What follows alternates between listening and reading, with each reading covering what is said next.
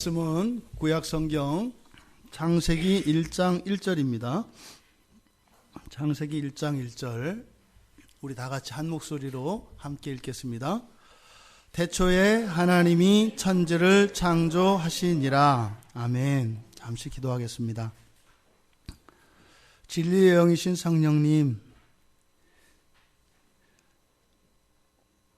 이 시간 말씀하시는 하나님과 그 말씀을 듣는 사랑하는 성도들 사이에 아무런 장애물과 방해가 없게 하시고 온전히 그 말씀이 듣는 모든 성도들의 심령에 새겨질 수 있도록 은혜를 내려 주시옵소서.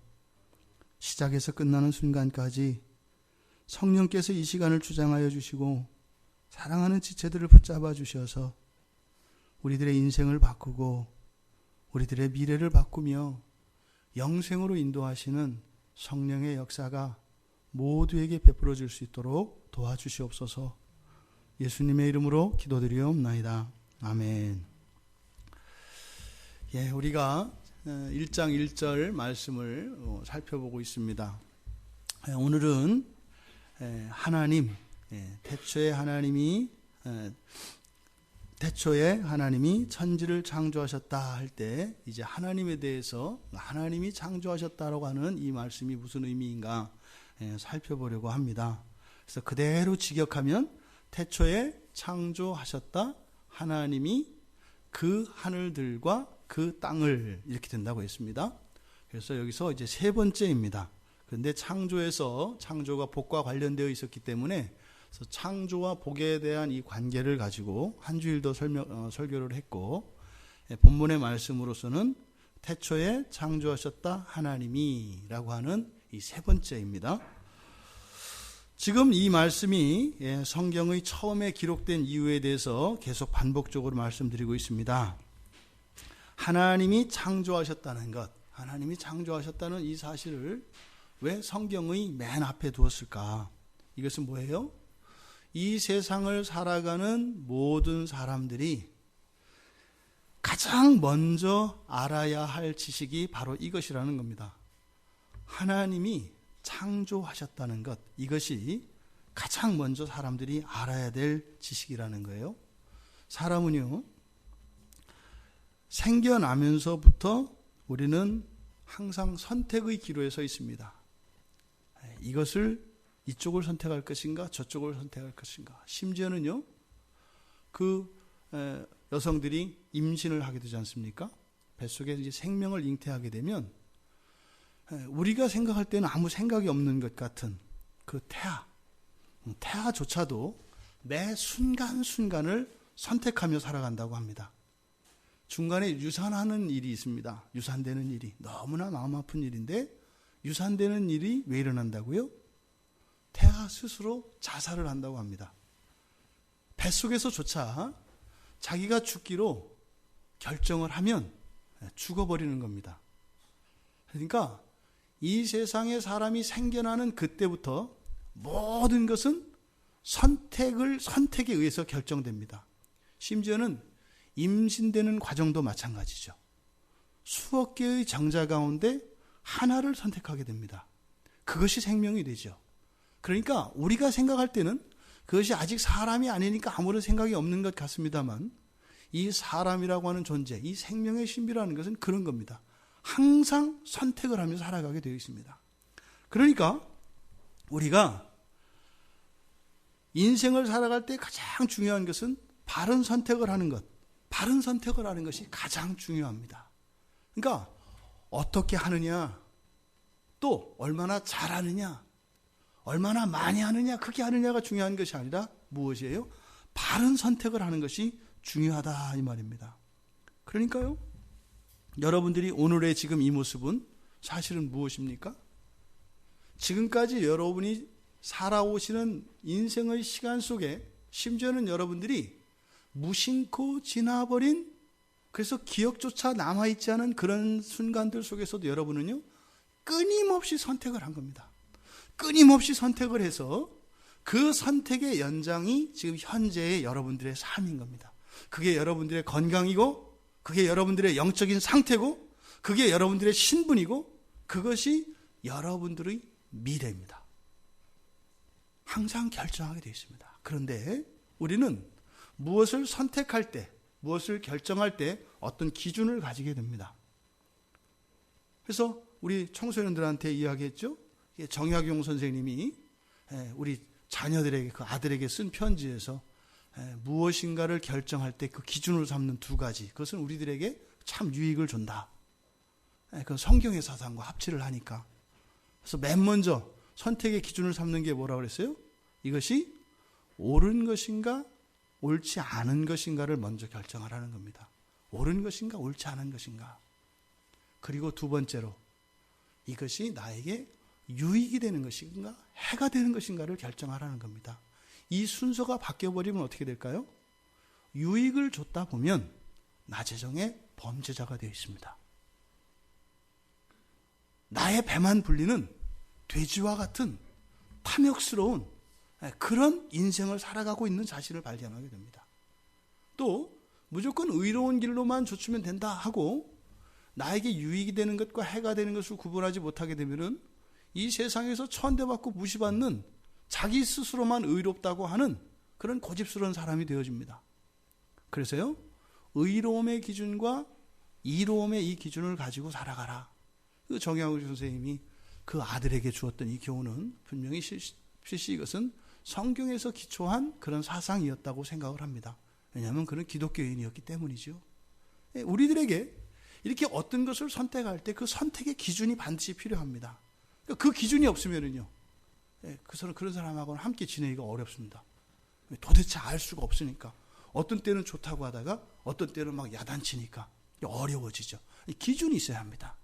그러니까 우리의 인생의 수많은 일들과 수많은 영역에서 그런 일들을 우리가 선택하게 되는데 그 기준이 되는 것, 그게 바로 뭐예요? 여기서 말한 하나님이 창조하셨다고 하는 이 지식, 이것이 모든 선택의 기준이 되어야 한다는 겁니다. 모든 선택에. 그러니까 이 바른 지식에 의한 선택은 우리가 나아가야 할 바른 방향을 결정하기 때문에 때로는 좀 뒤처지고 주저앉더라도 그래도 괜찮아요. 방향이 다르지 않으니까. 그런데 잘못된 기준에서 잘못된 선택을 하게 되면 그동안 했던 모든 노력과 수고와 열심이 나를 해치는 것이 된다 이 말입니다. 그래서 지금 하나님이 창조하셨다고 하는 이 말씀이 성경의 맨 앞에 있는 것이다. 뭐예요? 여러분들의 바른 선택을 위해서 이 말씀이 주어졌다 이 말입니다. 두 번째는 이 말씀이 이렇게 선언으로, 성경이 선언하잖아요. 설명하는 게 아니라 하나님이 창조하셨다, 뭐 설명도 없어요. 그냥 일방적으로 선포해버린다 이 말입니다. 이렇게 선언의 방식으로 하나님이 창조하셨다고 하는 내용을 말씀하는 이유는 진리를 깨닫는 일에는 믿음이 필요하다는 것을 가르쳐 줍니다. 진리는요, 설득되는 게 아닙니다. 우리가 설득되고 이해할 수 있다면 그것은 더 이상 진리가 아니에요.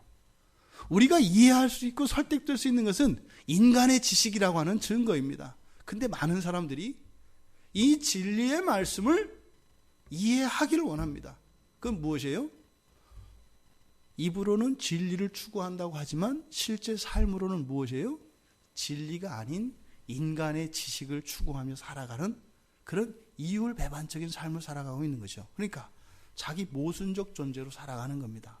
그러니까 하나님을 믿는다 하고 진리를 알기를 원한다 하고 구원을 바란다고 하지만 정작은 뭐예요?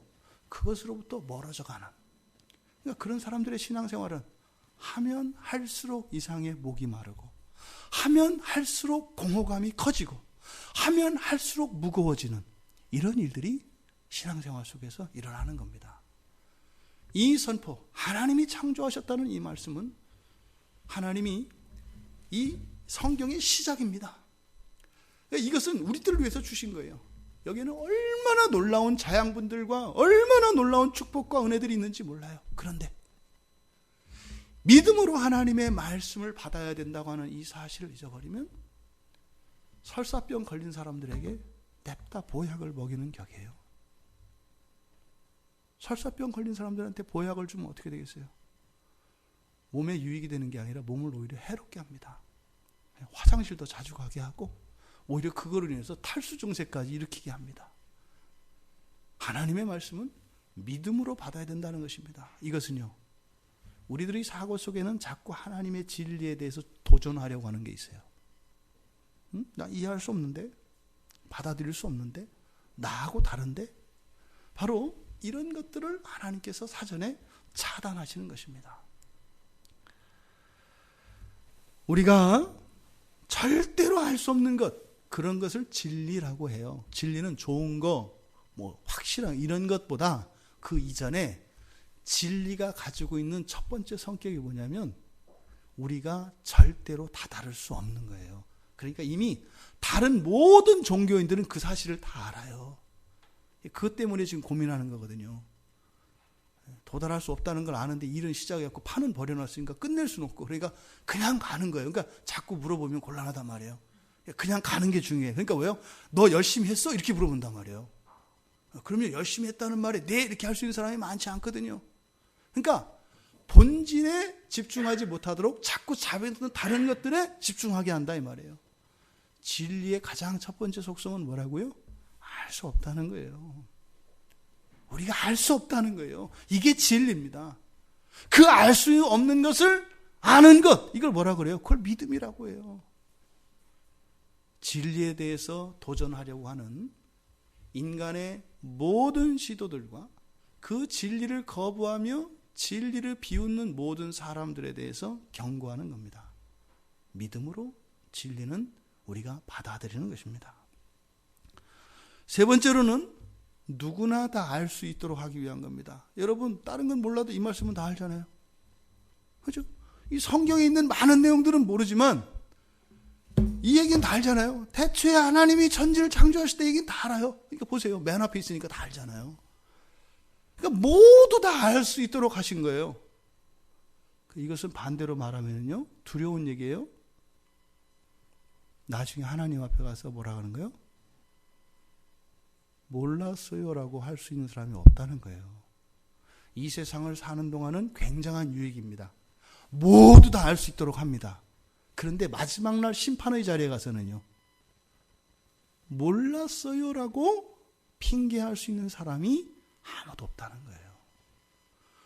또 실제로 여기에 우리가 안다는 것은, 그럼 성경을, 예수를 믿는 사람만 이것을 안다면 모두가 아니잖아요. 그래서 여기에 하나님, 이 하나님이 히브리어로 뭐라고요? 엘로힘이라고 그랬잖아요. 엘로힘. 엘로힘이라고 하는 것은 예수를 믿음으로써 알게 되는 참 하나님, 하나님에 대한 참된 지식, 그런 의미가 아니에요. 여기서 말하는 이 하나님은 인간이라면 가지고 있는 종교심에 기초한 신이에요. 다른 동물과 사람이 다른 점은 뭐예요? 종교심이 있습니다. 무한한 존재, 초월적인 존재에 대한 감각이 있어요. 그래서 오늘 여러분들이 길을 가다가 문득 어떤 생각이 들어요? 섬찟 하는 게 귀신이 와서 만지는 게 아니라 그게 신에 대한 감각들이 문득 살아나요. 근데 그것을 사탄이 이용해서 공포심이나 두려움이나 이런 거로 바꾸는 거예요. 그러니까 사람에게는 이 종교심이 있습니다. 절대자에 대한 인식이 있어요. 그러니까 어떻게 해요? 막막하면서도 그냥 살아가는, 이게 뭐예요? 신인식에 기초한 거예요. 대책이 없는데도 또 그냥 살고 있는 이런 거, 이게 신인식의 여러 가지 왜곡된 현상, 왜곡된 결과들입니다. 어쨌든 사람에게는 신인식이 있어요. 그러니까 지금 여기서 태초에 예수님이 천지를 창조하셨다 이렇게 얘기 안 해요. 그럼 이렇게 하면 어떻게 되겠어요? 벌써 대부분의 사람들이 막 튕기겠죠. 또 예수 얘기들, 또 예수야 이렇게 한단 말이에요.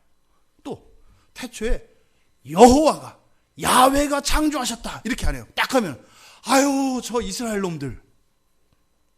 지금 여기서 우리말로 번역된 하나님이 창조하셨다 할 때 이 하나님은 최소한 신이라고 하는 존재를 알고 있는 모든 사람들이 알고 있는 그 신. 그러니까 흔히 그러잖아요. 아이고 예수님이나 부처님이나 다 똑같은 하나님이지. 하나님은 하나요. 그때 하나는 우리가 말하는 하나와 달라요. 바로 그 하나님으로서 엘로힘이라고 여기에 써있단 말이에요. 그러니까 선택받은 민족이냐 아니냐, 뭐 예수를 믿었냐 안 믿었냐 이걸 떠나서 개가 아니고 사람이라면, 식물이 아니고 사람이라면 알 수 있도록 엘로힘이라고 하는 말을 사용해서 하나님이 창조하셨다는 얘기를 한다 이 말입니다. 그러니까 뭐예요? 누구나 다 알 수 있도록 맨 앞에 두셨고 엘로힘이라고 하는 명칭을 쓰셨다. 네 번째로 이것은 구원에 대한 구체적이고 실제적인 설명이라고 이야기했습니다. 하나님이 창조하셨대요. 하나님이 창조하셨대요. 하나님이 창조하셨는지 어쨌는지는 모르겠지만 우리는 세상을 볼 수 있어요, 없어요? 있단 말이에요. 하나님이 창조하셨대요. 이것은 하나님이 구원하셨다고 하는 말에 눈으로 보여지는 실제적인 구원에 대한 이야기가 바로 하나님이 창조하셨다는 이야기다 이 말입니다. 하나님이 창조하셨다면 구원도 누가 하셨다? 하나님이 하셨다는 겁니다. 하나님이 창조하셨다면 하나님이 구원도 하셨다는 말이다 이 말입니다. 그러니까 하나님이 창조하셨다는 이 말은 창조한 것은 오직 하나님 한 분이고 다른 누가 없어요. 오직 하나님만이 창조에 개입하셨고 오직 하나님만이 그것을 하실 수 있다는 이야기예요. 그러면 구원도 뭐예요? 오직 하나님만이 하셨고 오직 하나님만이 구원하실 수 있다라는 얘기예요. 그럼 여러분, 하나님이 천지를 창조하셨다면, 하나님이 구원을 하셨다면 하나님의 여러분의 인생의 문제를 어떻게 해요? 하시는 거예요. 예수 믿는 사람들 치고 하나님이 천지를 창조하셨다는 말을 믿지 못하겠다, 안 믿는다는 사람 있을까요? 없어요. 말로는. 지금 당장 자기가 속 썩고 있는 문제, 어려운 문제, 그거를 하나님이 구원하신다고 하는 얘기를 믿는 사람이, 안 믿는 사람이 있을까요, 없을까요? 많아요. 그 얘기는 뭐예요? 하나님이 천지를 창조하셨다는 이 말을 못 믿는다니까요. 앞서 말씀드렸잖아요. 진리는 어려운 거예요. 수천 년, 수만 년의 구도자들이 한평생을 진리 하나만을 깨닫기 위해서 모든 것을 버리고 인생의 모든 것을 다 희생하고 헌신했는데 못 깨닫는 게 진리예요. 여러분들이 예수 믿고 믿음이 생기는 바람에 이게 쑥 들어오니까 있기는 있는데 만만해 보이죠? 그런 게 아니라고요. 하나님이 창조하셨다는 것은 하나님이 구원하셨다는 얘기고 여러분의 인생도 하나님이 이끌어 가신다는 얘기다 이 말이에요. 이는 설명으로 되는 것이 아니라 믿음으로 받아들여지는 것입니다. 지금 기독교인들의 역사 속에서 모든 문제의 시작은 여기에 있는 거예요. 하나님이 창조하셨다고 하는 이 문지방을 넘어가지 못하기 때문에 맨날 먹고 설사하는 거예요. 그러니까 휴지 가게만 잘 되고 화장실만 맨날 넘쳐나는 거예요. 그러니까 온통 똥만 넘쳐요. 똥만. 맨날 똥만 싸서 먹고 계속 싸니까 그걸 가지고 살아나야 되는데 이게 교회 역사 속에서 보세요. 오직하면 사람들이 교회를 욕해요. 네? 인류의 범죄와 추악한 죄들은 누가 저질렀냐? 기독교인들이 하지 않았냐 그래요. 기독교인이 그런 게 아니라 기독교인들이 설사해서요. 설사해서 기독교인들이 그런 게 아니라 바로 하나님이 창조하셨다는 이 말씀을 못 받아들이는 겁니다. 못 알아듣는 겁니다. 여기서 하나님이 아까 말씀드렸던 것처럼 하나님을 엘로힘으로 말씀을 했다 그랬어요. 엘로힘. 그래서 하나님이 창조하셨다. 그렇다면 이 말씀이 이제 맨 앞에 왔던 이유들을 말씀을 드렸고, 그러면 이 말씀이 구체적으로 하나님이 창조하셨다고 하는 이 말씀이 의미하는 바가 뭐냐? 이게 뭘 의미하는 거냐? 과연 그 의미를 몰라서 과연 지금까지 그리스도인들이 똥을 싸서 그렇게 세상에 악이 넘치는 거냐? 그러니까 이 의미를 우리가 반드시 알아야 되겠죠.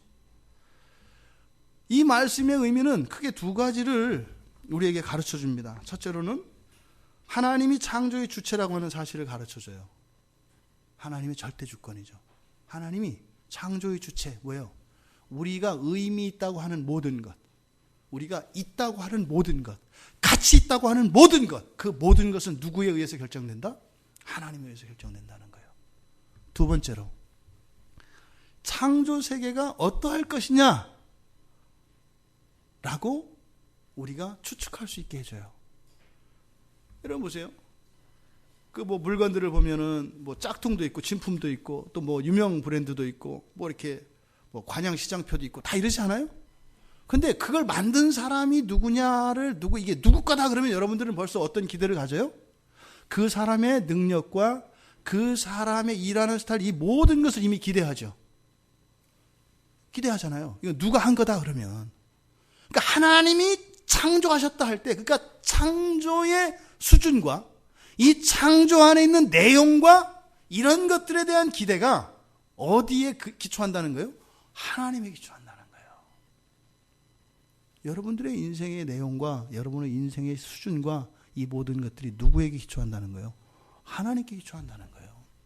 그러니까 하나님이 창조하셨다고 하는 이 말씀이 우리들에게 주는 그 의미를 크게 이렇게 두 가지를 나타낼 수 있어요. 하나님의 주권, 하나님이 하셨다는 하나님의 주권과 또 하나는 그 창조의 내용과 수준이 어떠할 것인가 라고 하는 것을 설명해 준다 이 말입니다. 세상은요, 그러니까 하나님이 창조하셨으니까 하나님 주권 아래 있다는 말은 뭐예요? 그러니까 하나님 주권 그러면 잘 와닿지 않아요. 여러분들 그러지 않아요? 하나님께 주권이 있습니다. 그럼 여러분들 이게 어떻게 받아들여져요? 잘 안 와닿아요. 그냥 거룩하게 느껴진단 말이에요. 그렇지 뭐 하나님 거지, 하나님 주권이지. 이때 하나님의 주권이다라고 하는 것은 뭐냐면 우리들에게 가장 친숙한 용어가 뭐냐면 거예요. 거. 하나님 거. 하나님 거. 여러분 집에서 이렇게 공동으로 쓰는 물건들이 있잖아요. 그렇죠? 근데 여러분들이 절대로 가족들과도 함께 쓰고 싶지 않은 어떤 내 것 있잖아요. 그게 바로 이 주권이라는 거예요. 하나님 것이다 라고 하는 거예요. 하나님 것. 그러니까 하나님의 것이다 라고 하는 것은 그럼 어떻게 돼요? 그것은 누구 마음대로 할 수 있는 거예요? 내 마음대로 할 수 있는 거예요. 내 거는 내 마음대로 할 수 있는 거예요. 그거는 엄마도 아빠도 뭐라고 못해. 애들도 뭐라고 하면 안 돼. 그거는 왜? 내 거 내 마음대로 하는데. 그거죠. 그러니까 창조 세계가 하나님이 하신 것이고 주권이 하나님께 있다는 것은 하나님의 소유라는 건데, 그러니까 이 세상은 누구 뜻대로 움직여진다는 거예요? 하나님 뜻대로 움직여진다는 거예요. 여러분 뜻대로 되는 줄 알았지 않았어요? 지금까지? 성경은 하나님 뜻대로 된다는 거예요. 하나님 뜻대로. 어떤 것도 하나님의 뜻대로 되지 않는 게 없다는 거예요. 근데 죄로 가려진 세상을 살아가는 우리들은 어떻게 생각해요? 에이, 뭐 하나님 뜻대로 되기도 되지만 내가 몰래 내 뜻대로 해. 그래서 어떻게 이렇게 뭐 죄책감에 빠지고 그러잖아요. 아닌데? 지난주 하나님 뜻대로 안 하고 난 내 뜻대로 했는데 이렇게 생각하잖아요. 그것도 이미 하나님이 그걸 이용해서도 하나님 뜻대로 하는 거예요. 그러니까 하나님이 하나님의 뜻을 이루는 방식이 두 가지가 있다는 걸 우리가 모르기 때문이에요. 하나님은요, 순종과 불순종을 사용해서 하나님 뜻을 이루세요. 순종을 통해서만 하나님 뜻이 이루어지는 게 아니라요, 불순종을 통해서도 하나님 뜻이 이루어진다고요. 그러니까 인간이, 심지어는 교회가 불순종을 해요. 하나님께 막 타락해요. 하나님이 하지 말라고 하는 것만 하고 하라는 건 안 해요. 그럼 하나님 뜻이 안 이루어질까요? 천만에요.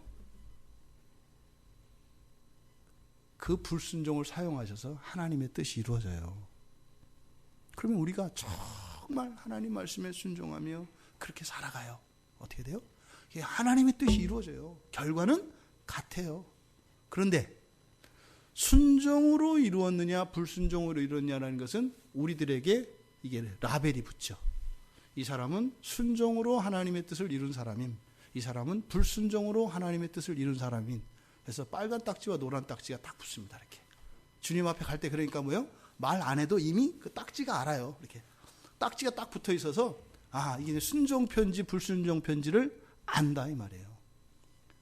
단지 하나님의 뜻은 반드시 계획한 대로 한 치의 오차도 완벽하게 이루어지는데 그 앞에서는 사람과 교회들은요, 그 삶의 궤적이 순종의 삶을 살았느냐 불순종의 삶을 살았느냐 그것만 드러날 뿐입니다. 하나님의 뜻은 반드시 성취되어집니다. 여러분 모두 순종으로 하나님의 뜻을 이루길 바랍니다.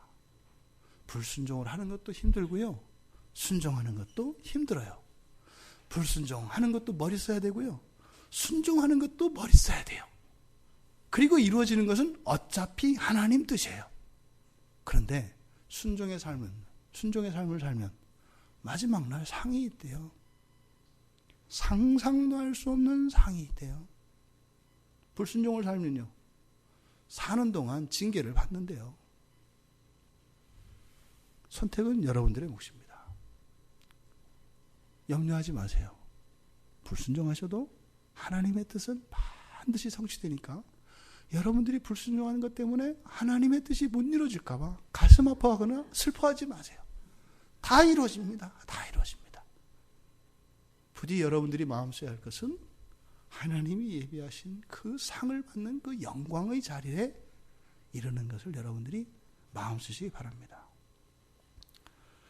이 창조 세계는 두 번째로 아까 말씀드렸던 것처럼 이 창조 세계에 있는 모든 존재들, 이것은 하나님이 기초한다는 겁니다. 그것 자체에 기초하는 것이 아니라 하나님에게 기초한다는 사실을 가르쳐 줍니다. 성경을 보면 창조 세계는 창조하시기 전에 먼저 하나님의 계획이 있었습니다. 사실은 그 계획에서 이 창조 세계 전체가 이미 이루어진 거죠. 그러니까 그 계획하시고 창조하신 그 하나님이 어떤 분이시냐에 따라서 이 창조된 세계가 얼마나 좋은 거냐, 얼마나 훌륭한 거냐, 그리고 거기에 있는 것들이 얼마나 놀라운 것이냐, 이게 결정이 되는 거예요. 그걸 만드는 사람이 누구냐, 만드는 존재가 누구냐에 의해서 결정된다 이 말입니다. 우리가 인생을 살아가면서 착각하는 게 있어요. 이 창조가 하나님에 의해서 결정되는 것이라면 우리들의 인생, 이 창조를 우리들의 인생으로 좁혀서 보면 만들어져가는 우리들의 인생은 누구에 의해서 결정된다는 거예요?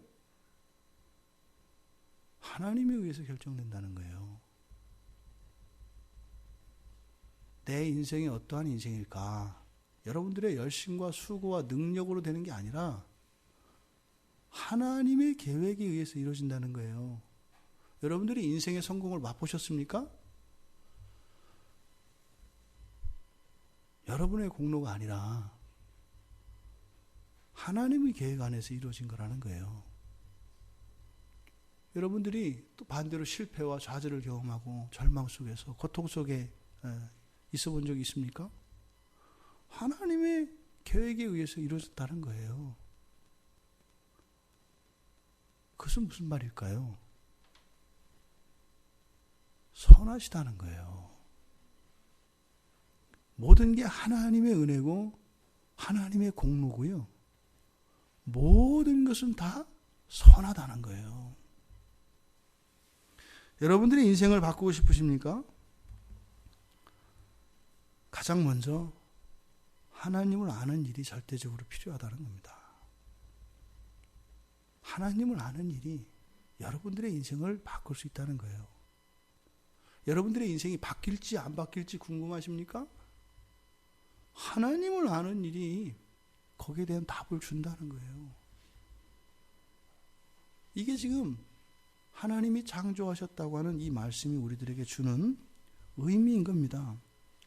이거는 그냥 내가 의미를 부여하고 또 사람들이 인정하는, 또 사람들이 가르쳐주는 그런 거에 의해서 결정되는 것이 아니라 하나님에 의해서 결정된다는 거예요.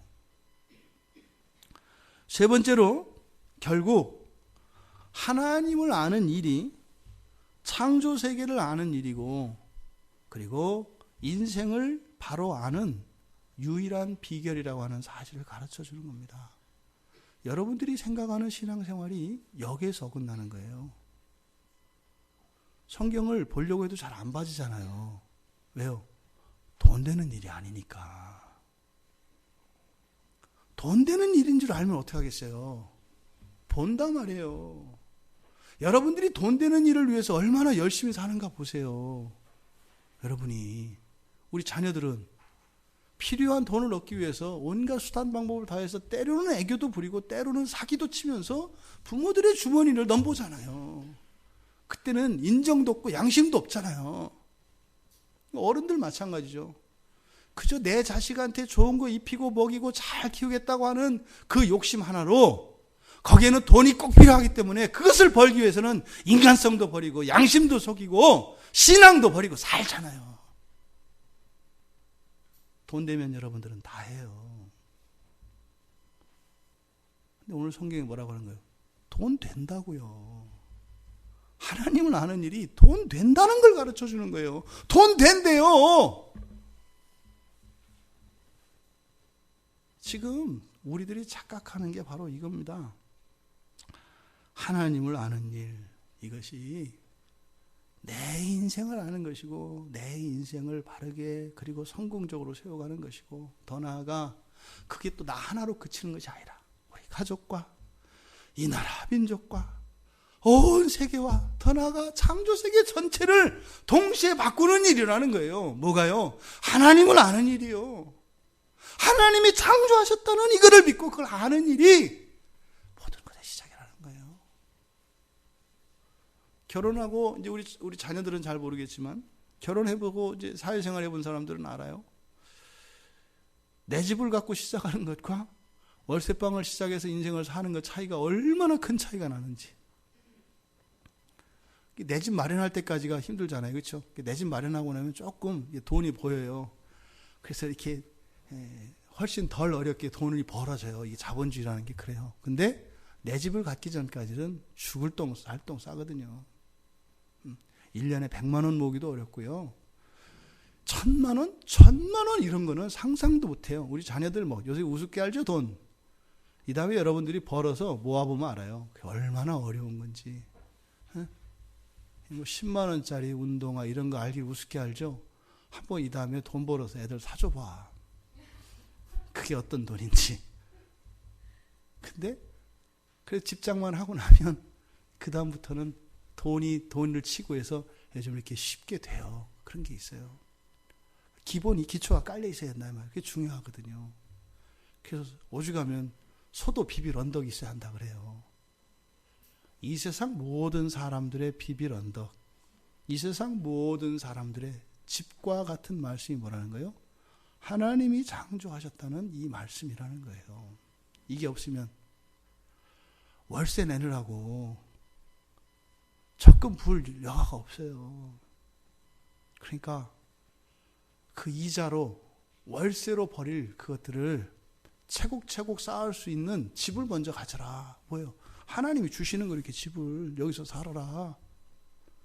근데 푸득푸득 비싼 월세 내고 그냥 그것도 월세 내려 한다고 또 그냥 이것저것 다 팽개치고 그렇게 사는 그런 일들이 막 일어나잖아요. 바로 이 말씀 때문에 그렇다니까. 이 말씀을 깨닫지 못하니까. 하나님 말씀 한 구절이래요. 한 구절도 아니죠. 그거에 반에 반토막이죠. 하나님 말씀은 여러분 좋아하시는 돈입니다. 여러분들 고생 덜 하는 겁니다. 여러분 인생을 제대로 사는 비결이 하나님을 아는 거라는 겁니다. 그래서요, 이 말을 거꾸로 역설적으로 생각하면 어떻게 되는 걸까요? 여러분들이 살아가는 삶의 모습과 여러분들이 이 창조 세계를 어떻게 생각하느냐에 따라서 여러분 마음속에 있는 하나님이 도대체 어떻게 생겨먹은 하나님인지를 알 수가 있는 거예요. 성경이 주신 이 말씀을 거꾸로 돌리면 나온다고요. 다 하나님을 믿는다고 하는데 진짜 당신이 믿는 하나님이 누구입니까는 바로 이 창조 세계에 대한 자기의 생각, 그리고 자기 인생에 대한 생각, 이것을 뒤로 뒤집어 버리면 그 사람이 믿는 하나님, 그 사람이 생각하는 하나님이 누구인지를 알 수 있다 이 말이에요. 여러분, 코끼리를 냉장고에 넣을 수 있어요, 없어요?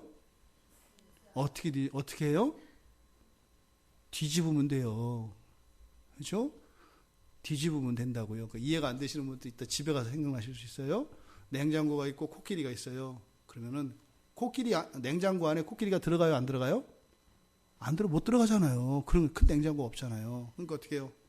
냉장고를 확 뒤집어서 코끼리를 싸면 된다 이 말이에요. 이게 역설이라 그래요. 그걸 역설. 여러분들이 그냥 생각하는 그 하나님이 진짜 여러분들이 알고 있는 하나님과 다를 수 있다는 거예요. 그러니까 어떻게 알아요? 여러분들이 이 창조 세계를 어떻게 생각하는지, 여러분들의 인생을 어떻게 생각하는지, 그걸 보면 진짜 여러분들이 믿고 있는 그 하나님이 누구인지 나온다 이 말이에요. 두렵죠. 본전이 나오는 거예요. 그건 어떻게 사실은 눈에 보여요. 말로 되는 게 아니라 보인다고요. 이 창조 세계에 대해서는 동양과 서양이 다른 이해를 갖고 있습니다.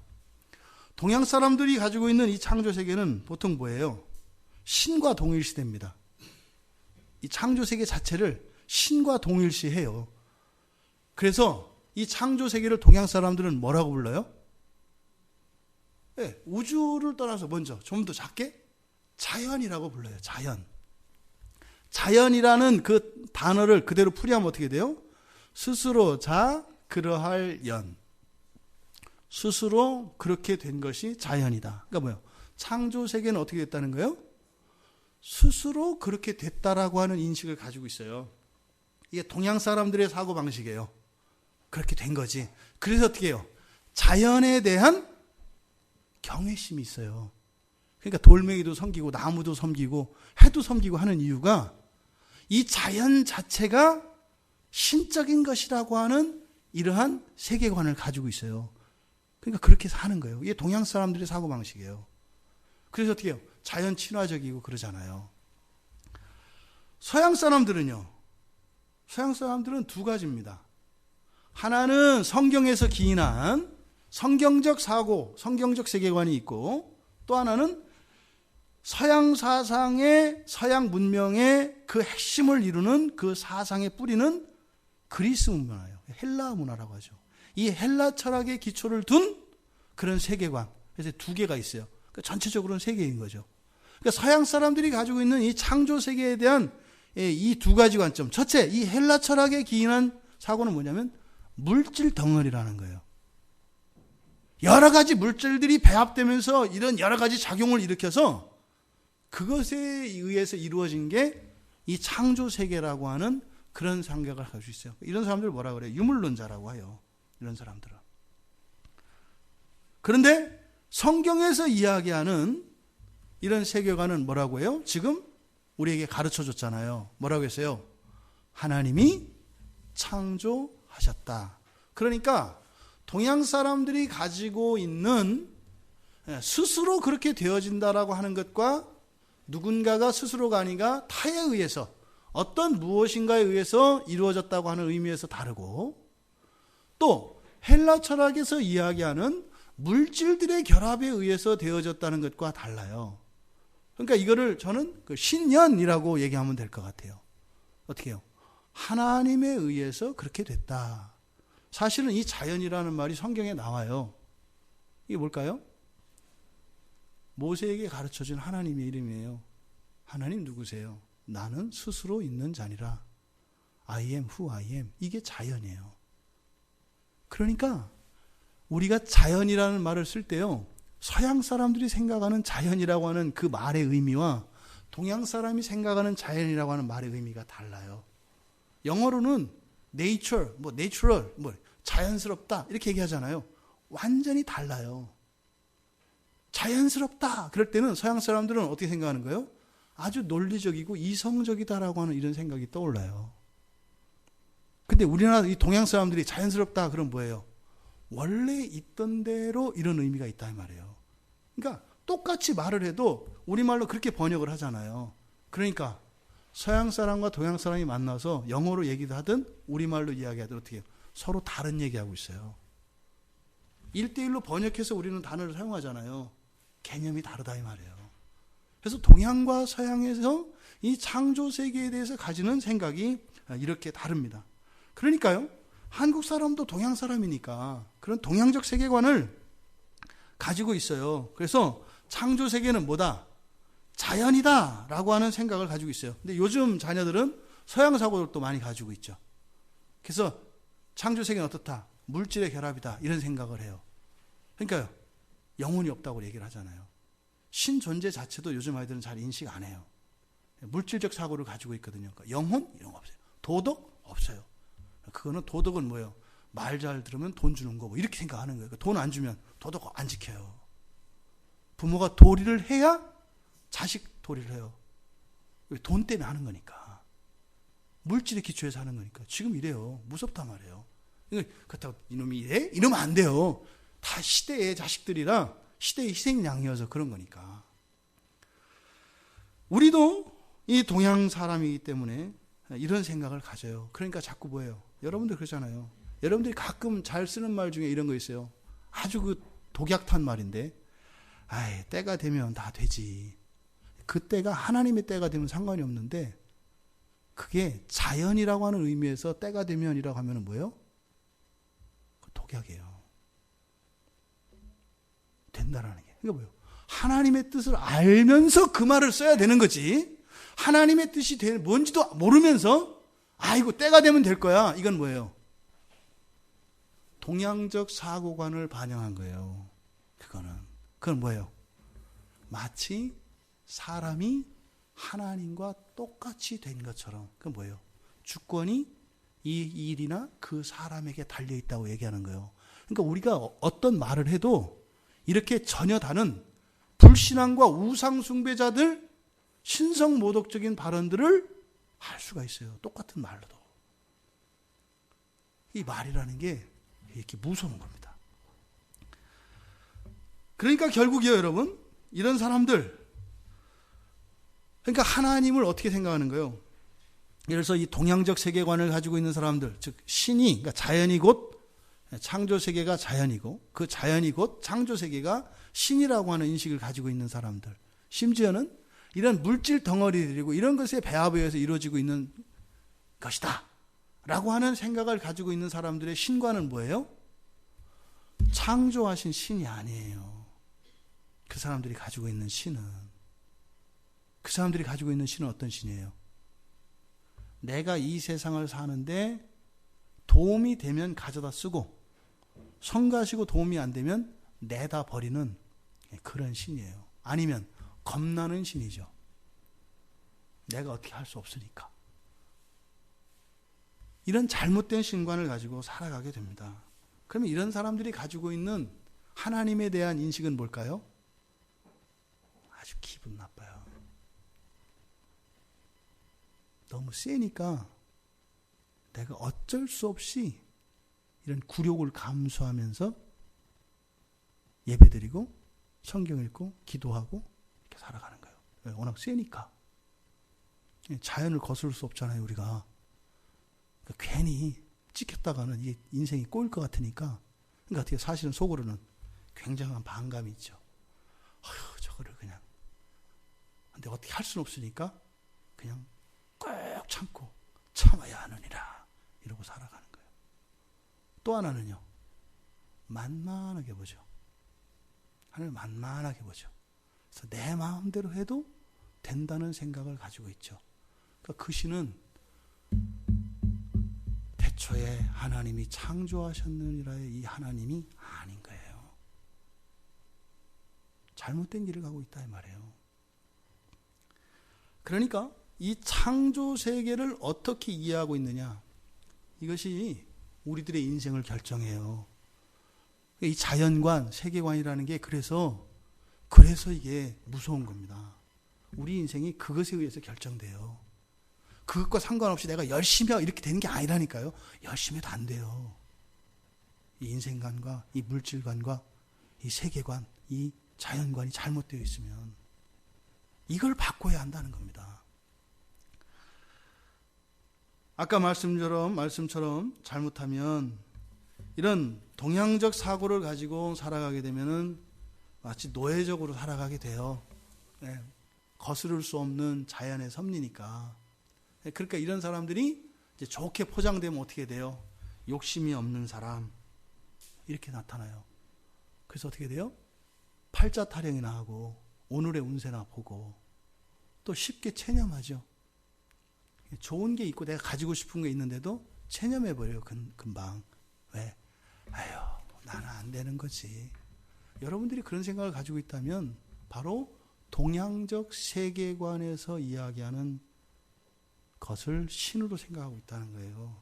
자연을 신으로 생각하고 있다는 거예요. 여러분. 아닙니다. 나는 여호와 하나님을 믿습니다. 그거는 그냥 말을 해도 괜찮은데 문제는 여러분의 인생에 나타나는 여러분이 동행하고 있는 그 신은 자연과 함께 동행하고 있다 이 말이에요.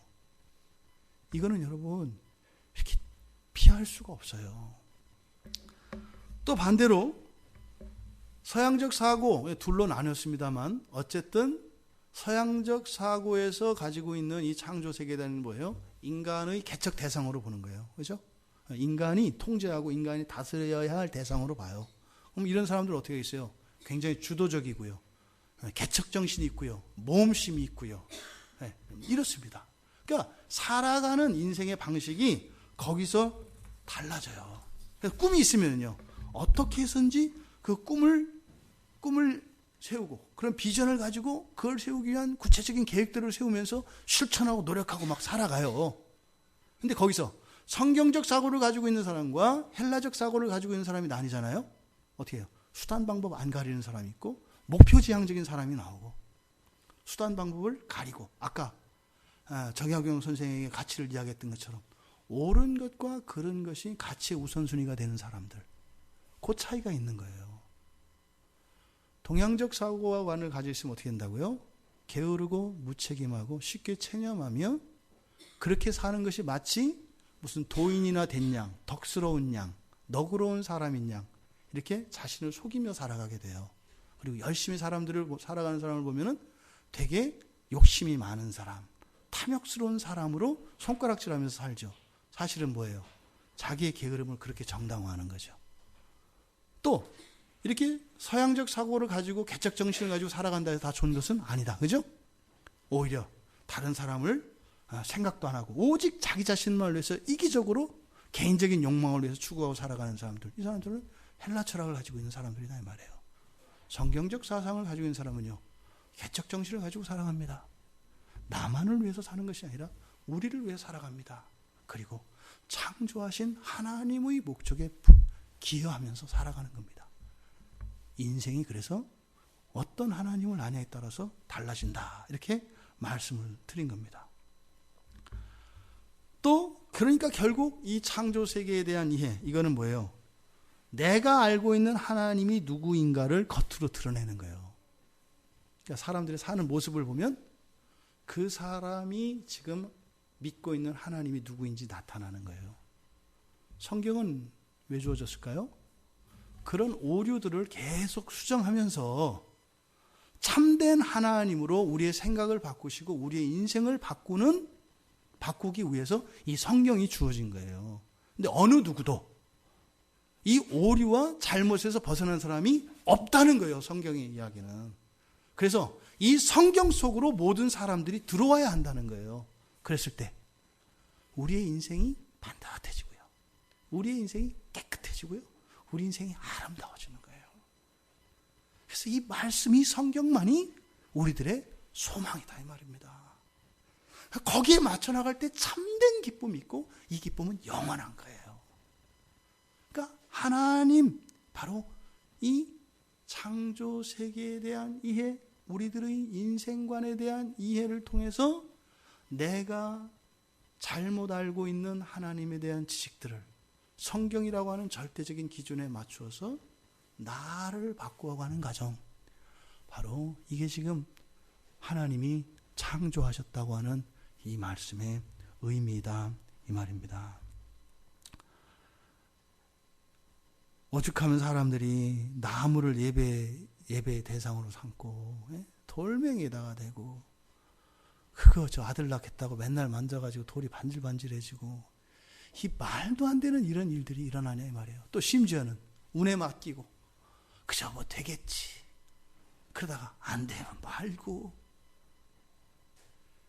잘못된 이런 세계관을 가지고 있게 되면은요 그런 생각을 해요. 개미가 사는 거나 사람이 사는 게 똑같이 그럴까요? 개미가 사는 거하고 사람이 사는 게 똑같을까요?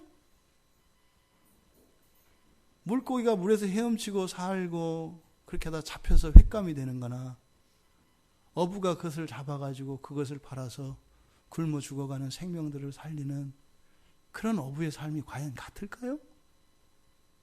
바보 천치와 같은 삶과 고민하며 인류의 발전과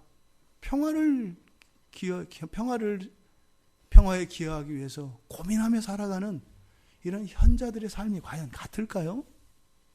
그렇지 않아요. 그러니까 하나님에 대한 잘못된 이해는 그렇게 말도 안 되는 다양한 군상들을 만들어내요. 왜 세상이 잘못됐을까요? 하나님을 잘못 알기 때문이에요. 왜 그렇게 교회 안에 말이 많고 이럴까요? 하나님을 잘못 알고 있기 때문이에요. 그래서 하나님을 바로 하는 일은 가장 우선하다는 겁니다. 여러분, 사람은 하나님이 큰 기대를 가지고 있는 존재입니다. 그래서 존귀합니다. 사람에 대한 하나님의 기대는 우리가 다 헤아릴 수가 없습니다. 얼마나 큰지 알 수 있는 게 있어요. 기대가. 우리를 참아주시는 걸 보면 알아요. 이렇게까지 참아야 되는 정도인가 우리가? 우리를 기다려주시는 걸 보면 알아요. 그러니까 뭔지는 모르겠지만 굉장히 큰 기대를 사람들에게 가지고 있어요. 그 기대 안에서 우리의 인생이 허락되어진 거죠. 그냥 그저 먹고 살고 이런 게 아니에요. 즐겁고 재밌고 신나고 그런 거 아니에요. 천지를 창조하신 하나님의 기대와 목적이 우리들에게 있는 것이다 이 말입니다. 창조세계는 자연이 아니라 물질이 아니라 무엇이에요? 신년입니다. 하나님이 창조하셔서 그렇게 된 것이 창조세계입니다. 바로 하나님이 창조하셨다는 이 말씀이 우리들에게 주는 교훈은 무엇일까요? 가장 먼저 알아야 할 것이 무엇인지를 가르쳐 줍니다. 가장 먼저 알아야 할 것. 바로 뭐예요? 하나님을 알아야 한다는 겁니다. 왜요? 하나님이 여기서 창조세계가 결정이 되니까. 하나님을 알아야 한다는 겁니다. 하나님을. 인생을 살기 전에 여러분들이 모든 무엇인가를 하기 전에 가장 먼저 여러분들이 고려하고 알아야 되는 것은 뭐라는 거예요? 하나님을 알아야 한다는 거예요. 하나님의 뜻을 알아야 한다는 거예요. 이걸 빠뜨리면 안 됩니다. 굉장히 무모한 겁니다. 이 길이 어디로 가는 길인지도 모르고 그저 달리면 되겠지. 열심히 하는 건 좋은 거니까 안 된다는 거예요. 하나님을 아는 길은 오직 성경을 통해서만 우리에게 허락되어 있습니다. 유일한 통로는 성경입니다. 두 번째로 가장 먼저 해야 될 것이 무엇인지를 우리에게 가르쳐 줍니다. 가장 먼저 해야 할 일. 그렇다면 우리가 매사에 예수를 믿는 사람이든 믿지 않는 사람이든 오래된 사람이든 이제 막 믿기 시작한 사람이든 믿음이 크든 작든 모든 사람이 이 세상을 살아가면서 언제나 가장 먼저 해야 될 일. 이게 뭐냐? 멈춰 서는 일입니다. 가다가 멈추어 서고요. 가다 멈추어 서고요. 가다 멈추어 서야 되는 거예요. 이게 우리의 일상 속에 있죠. 그게 뭐예요? 주일이에요. 우리의 인생 100년을 일주일 단위로 다 끊어놓지 않으면 안 된다고요. 최소한 우리나라는 일주일에 한 번 끊어갖고 안 돼요. 사실은 밤 지나서 새벽으로 한 번 끊어버리고 또 낮이 지나서 밤으로 들어갈 때 또 한 번 끊어버리고, 그래서 하루에 이렇게 새벽과 저녁으로 끊어버리지 않으면 안 돼요, 우리나라는. 저도 일주일에 한 번씩 끊으면 되는 그때가 빨리 오기를 바라요. 우리가 잊지 말아야 될 것, 가장 먼저 항상 해야 되는 것보다 멈추는 일이다. 하는 게 중요한 게 아니라 먼저 멈추는 일이 중요하다. 어떻게? 계속 반복적으로 멈추는 일이 중요하다. 그래서 내가 가고 있는 이 방향이 맞는 것, 좌표를 조정하는 것, 이것이 중요하다는 겁니다. 여러분들이 새로운 인생길을 가고 싶습니까? 모든 것을 멈추십시오. 그리고 하나님의 뜻을 구하십시오. 여러분들이 정신없이 달려만 왔습니까? 멈추는 습관을 가지십시오. 멈추십시오.